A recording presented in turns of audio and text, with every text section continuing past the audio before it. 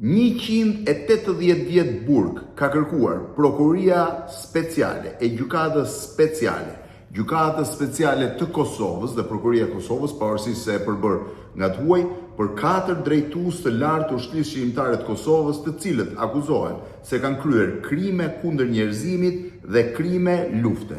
Hashim Thaçi, drejtor politik i ushtrisë shqiptare të Kosovës, kryetar i delegacionit shqiptar në Rambuje, kryeministër i Kosovës, president i Kosovës, njeriu që ka lexuar deklaratën e pavarësisë së Kosovës dhe njeriu që ka dominuar në një farë mënyrë 20 vitet e para të shekullit 21 në Kosovë, dënohet me 45 vjet, pra kërkohet 45 vjet burg. Jakub Krasniqi, një ish i dënuar politik në kohën e Jugosllavisë, që bëri në mos gaboj 8 apo 9 vite burg, që qëndroi në burg në kohën kur gjithë moshatarët e tij ndërtonin familje dhe ngrinin jetën e tyre. Në moshë 70 ca vjeçare, kur ka qenë zëdhënës i ushtrisë shqiptare të Kosovës, kryetari i Kuvendit të Kosovës, kryetari i seancës që ka thirrur, pra parlamenti thirri për pavarësinë e Kosovës, kërkohet të dënohet me 45 vjet burg.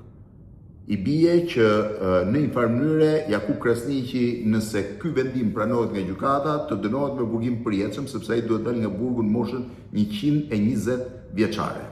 Kadri Veseli, drejtues i PDK-s, ish antar i shtabit përgjithshëm të UÇK-s, drejtues i shërbimit inteligjent të UÇK-s asaj kohe, njeri i cili ka dalë në ilegalitet 100 vitet në fillim të viteve 90, po ashtu dënohet me 45 vjet burg.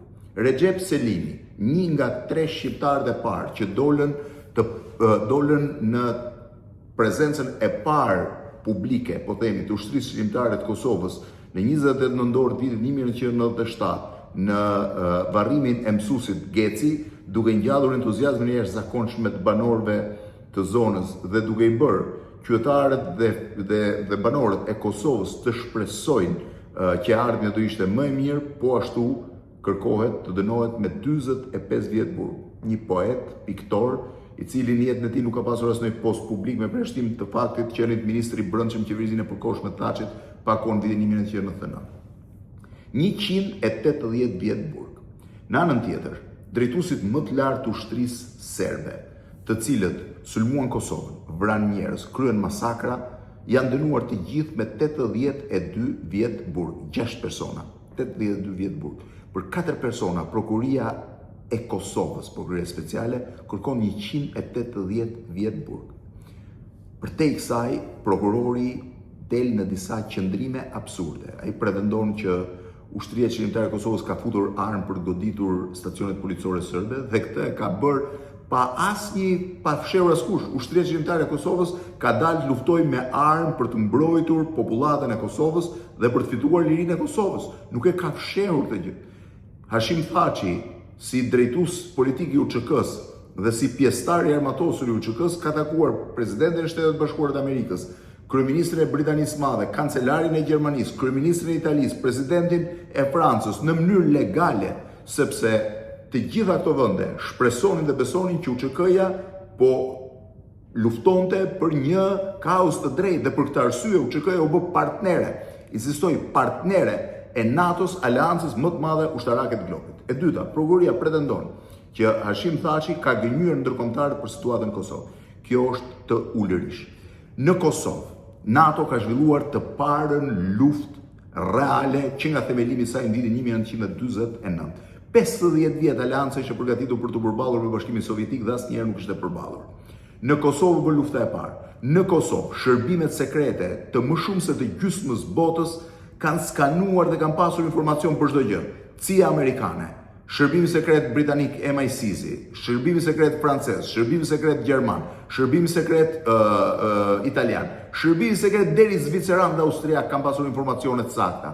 Kanë skanuar çdo ngjarje të Kosovës dhe të gjitha mund t'i gjeni kollaj fare nëse futeni në dokumentat e deklasifikuara të presidentit amerikan Bill Clinton apo të kryeministit Britanisë Madhe Tony Blair, sepse informacionet që vinin nga shërbimet sekrete ishin të detajuar. Ato tregonin sa ishte fuqia UÇK-s, sa ishte forca ushtarake e Serbisë. Ka një moment që është një moment i jashtëzakonshëm, kur generali Clark në librin e tij tregon se si me të ulur me Miloševićin kur ai pranoi të tërhiqte trupat para se të fillonte lufta e Kosovës, ai tha që i kemi tërhequr skemi i thash brigada numër kaq me kaq njerëz, me këto pajisje ndodhet në këtë vend dhe i lshova një fotografi satelitare. Ai foli me Pavkovicin dhe më tha, po, që më ka e vërtet. Pastaj i thash, brigada kaq me kaq forca këtu. Në kujtimet e tij, edhe në bisedë që unë kam pasur personale, Wesley Clark tregon shumë mirë që ata e dinin se sa ishte fuqia reale e ushtrisë shërbimtare të Kosovës. Shërbimi sekret i ushtrisë amerikane dhe shërbimi sekret amerikan CIA i kishin vendosur Wesley Clark mbi tavolinë dhe këtë e thotë në librin e tij. Faktin që UÇK-ja nuk mund mbijetonte një sulm në mas të gjerë të Serbisë, pra nuk mund bënte luftë frontale dhe ishte shumë vështirë të mbronte popullatën. Nga ana tjetër, duhet të hyni një argument. As Hashim Thaçi, as Jakub Krasniqi, as Kadri Veseli dhe as Recep Selimi nuk po akuzohen për krime personale. Asnjëri. Nëse do kishte një akuzë personale për secilin nga ata, mbrojtja e tyre do ishte shumë e vështirë. Ata akuzohen që si drejtues të lartë të ushtrisë shërbimtare të Kosovës kanë lejuar që të ketë krime lufte dhe krime kundër njerëzimit, thuhet ku futen edhe izolime, rrahje dhe gjëra të tjera të këtij lloji. Tani, e para njerë nuk ka përgjegjësi kolektive. Unë nuk kam njohur deri më sot përgjegjësi kolektive. Nuk është vërtetuar linja e komandimit dhe nuk ka asnjë urdhër drejt për drejt me shkrim mos e të vërtetohet dhe me gojë për këta persona që janë vrarë deri tani, siç kam parë nga gjykata, siç paraqiti prova prokuria. Persona që kanë qenë aty dhe denoncojnë rrahje ose vrasje të personave të tyre thonë ne nuk s'kemi asnjë problem me këta, ne kemi pas me këtë apo atë. Dhe kjo është skandaloze.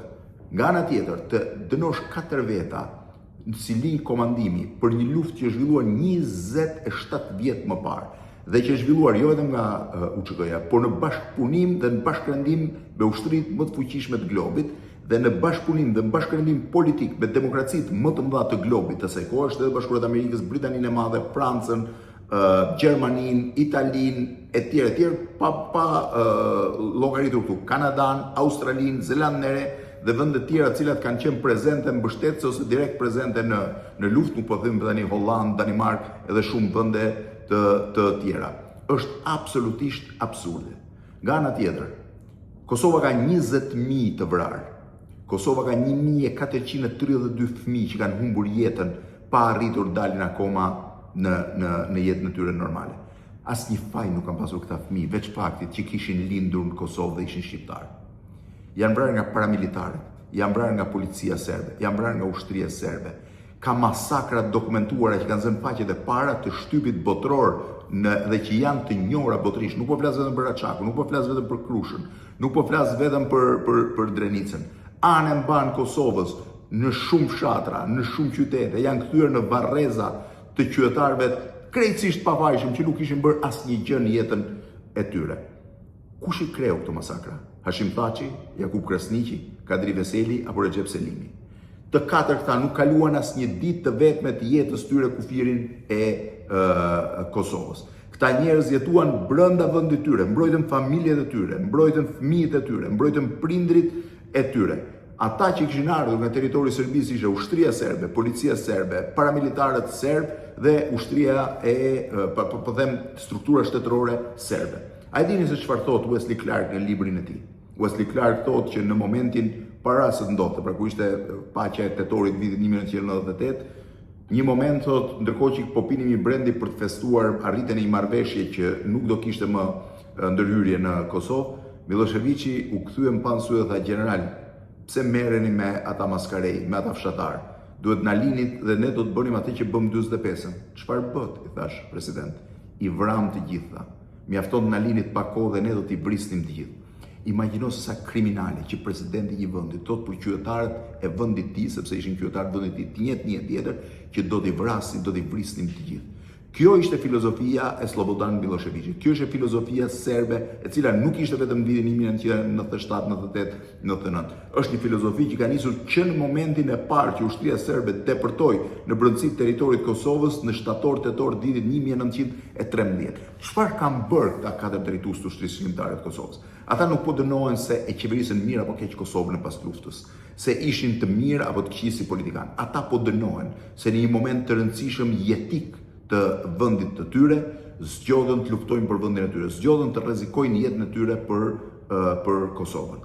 Këta po dënohen sot për të bërë qefin Serbisë, për të rregulluar marrëdhëniet me vende të tjera, në një lloj po themi si justifikimi për bombardimin e vitit 1999, po kur për veprat që ata kanë bërë vetë.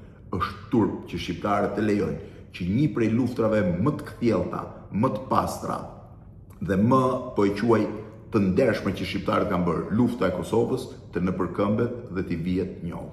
Kështu që në këtë aspekt do ishte skandaloze. Thash edhe një herë, asnjëri prej tyre nuk ka qenë kriminal.